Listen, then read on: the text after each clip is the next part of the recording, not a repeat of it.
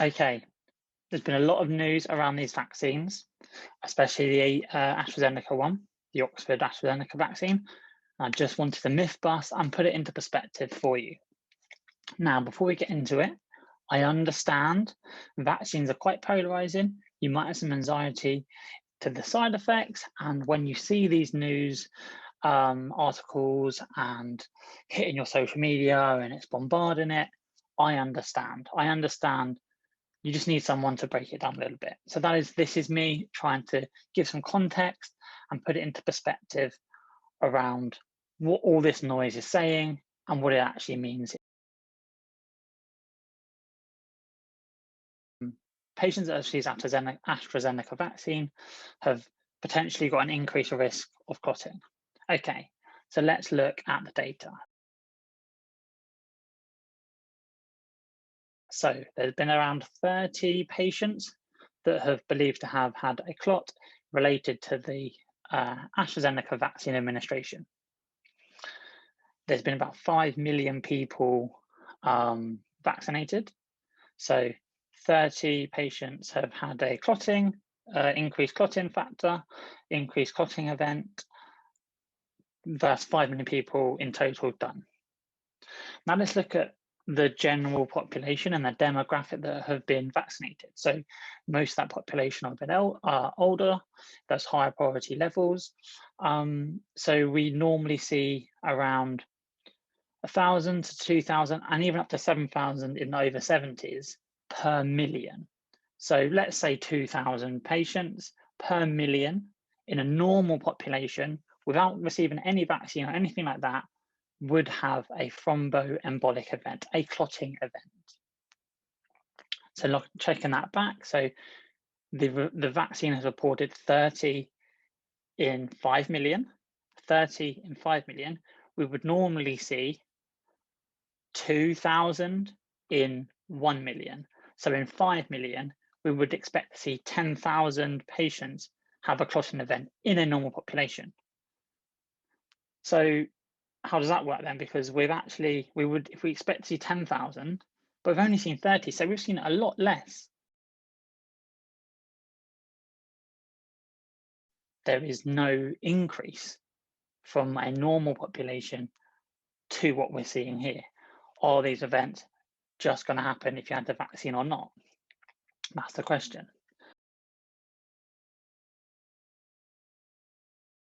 So let's look at the COVID vaccination AZ trials.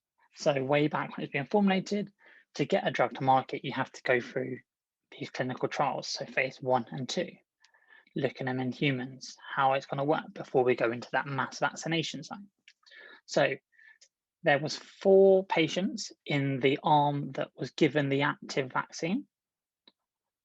Out of, I think it was about 12,000 patients, got a thrombotic clotting event. In the arm that didn't receive the active AstraZeneca COVID-19 vaccine, there was 8. Therefore, again, we're seeing that the vaccine had less incidents rather than the arm that had more incidents but didn't actually have the AstraZeneca vaccine. Again, disproportionate in favour of having the vaccine to not have a clotting event.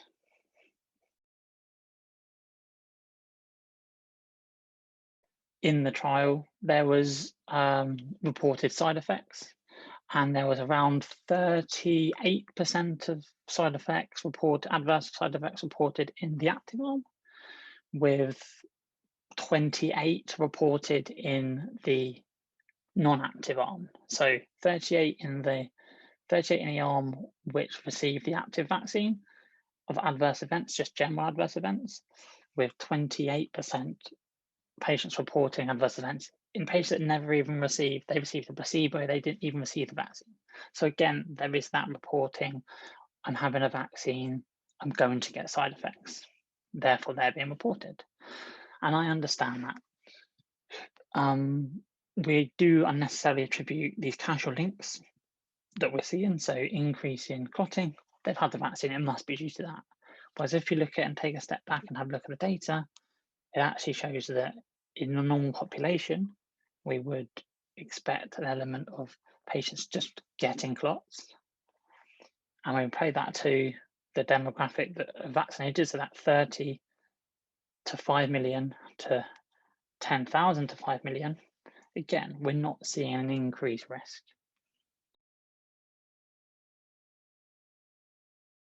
So with the World Health Organization and the European medicine agencies and the MHRA in England all saying that AZ vaccine is safe to use and restart your vaccine rollouts in these countries that did suspend them prematurely against scientific data, there is going to be a negative connotation to this vaccine.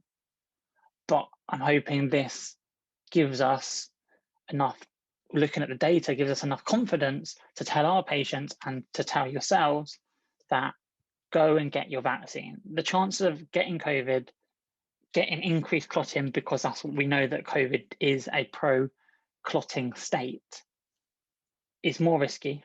1 in 500 chance of death, I believe, with COVID. Comparing that to the vaccine is, again, death is a lot higher than any adverse effects, fatal adverse effects, long-term adverse effects with the vaccines. Therefore, individuals will still be hesitant to have the vaccine. It is understandable. We need to break down these things. We need to get the data out there and get people to understand. It's really hard to put out low risk, because a risk to anyone, I don't want to get a clot, I don't want to take that. It's hard to put down low risk. But in understanding the data, in being those medicine advocates, we can get there.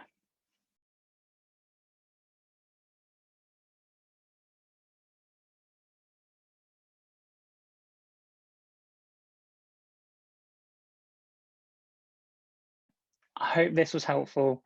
Please share, please use this as a tool to help your patients get that vaccine, because at the end of the day, protecting ourselves, protecting them, protecting their families is the way we get back to some kind of normality, and if normality exists. And I really hope this helps. I really hope this helped put things into perspective. And if you do have any questions, you can drop them below, or use this tool to stimulate a conversation with some of your colleagues, friends, and family.